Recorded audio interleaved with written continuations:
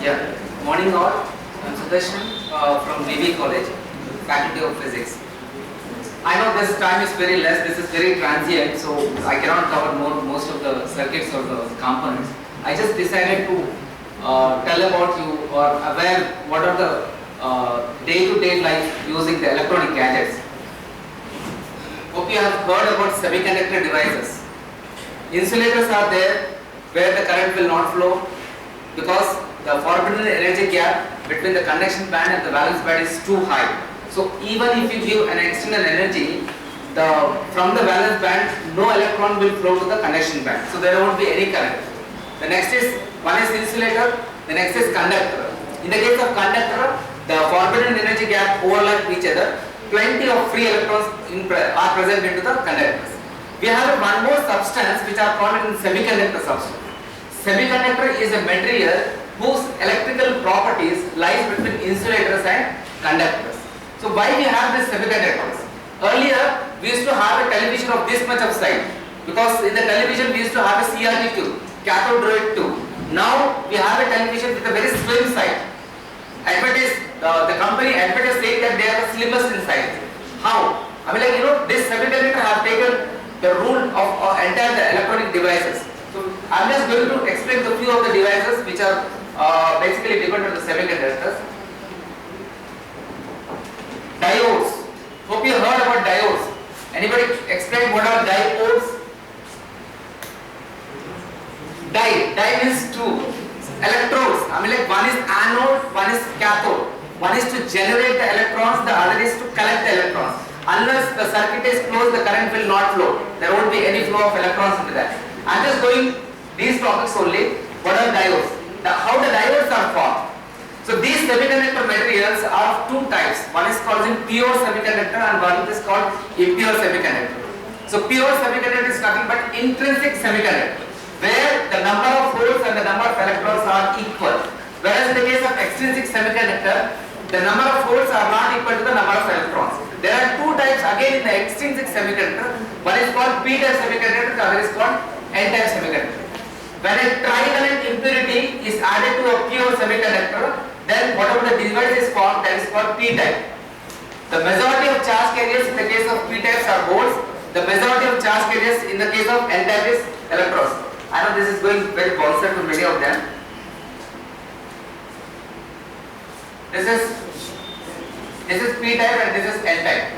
So here the majority charge carriers are holes and here the electrons.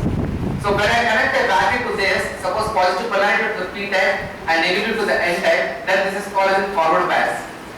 What will happen? These are holes which are positively charged and this is positive, this is negative. Positive will repel. All the holes will move towards the junction. Similarly, the electrons will move towards the junction, which cancels the potential barrier and allows the current to flow in the circuit. So this I can measure through milliamps.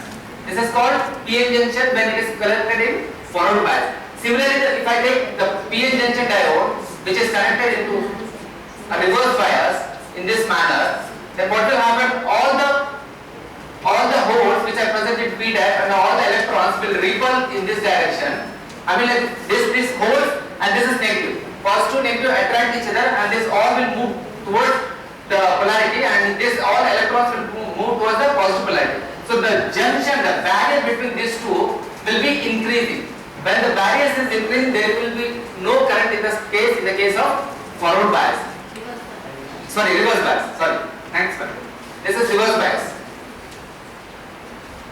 So when the current is flowing in the circuit, when the current is high, it means resistance is low. If resistance is more, obviously there won't be any current. So here I say that this is measured by the milliamp and this is measured by the microamp. So here the current is high and here the current is low. It means here the resistance is low and this is high. So when I take two diodes and with the process of crystallization, if I add the two diodes, two p-n junction diodes, then a new device is formed that is called a transistor. So if I take the same thing, PNP or NPN transistor, this is forward bias and this is reverse bias.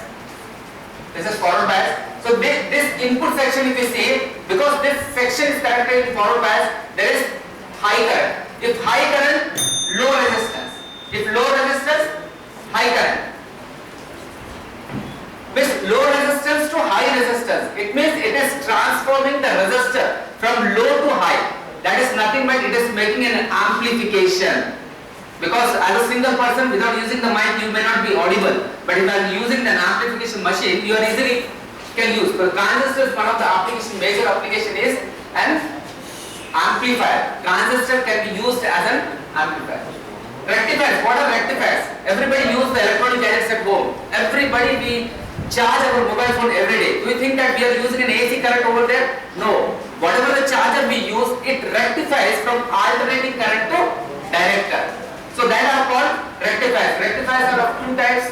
One is half wave rectifier, full wave rectifier. There are some drawbacks with full wave rectifier. That's the reason we use bridge wave rectifier also.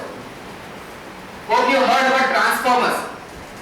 You every day see the transformers. Transformers. What does transformers do? Step up and step down. If a single house, I don't require a transformer. Whatever the voltage I'm taking from the service wire, it is enough for the single house. But if I am using an apartment, 10 families are staying, so definitely whatever the 240 voltage, I have to make it as 240 to 10, so I have to use a step up transformer. Step up and step down. Whatever the charger we are using every day, first there is a concept of transformer which is making step up to step down, then AC to DC. I just have a few examples over here. I just show that the transformer concept, we have a primary coil and secondary coil. Into the secondary coil there is an induced EMF. So I just want to show this one on the phone. See, everybody please watch this. See, without having any source into this particular secondary coil, we can see that there is a light over there. So this is the concept of transformer. In the secondary coil, it is induced EMF, not the direct voltage what we apply. So you can see the light over here. This is the transformer concept. Okay. One more example I have.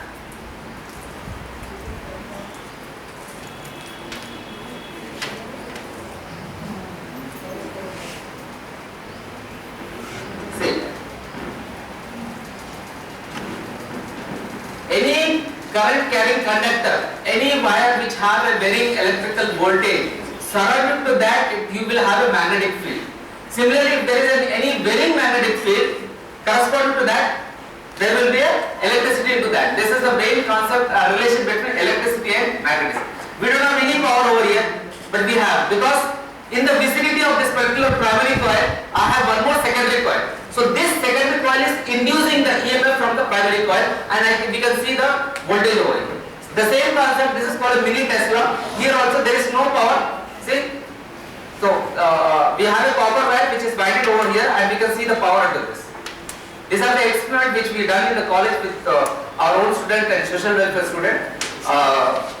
Inspire camp we have conducted in our college. It was very successful. Madam was there. Any doubt regarding this? Thank you. Thanks, sir.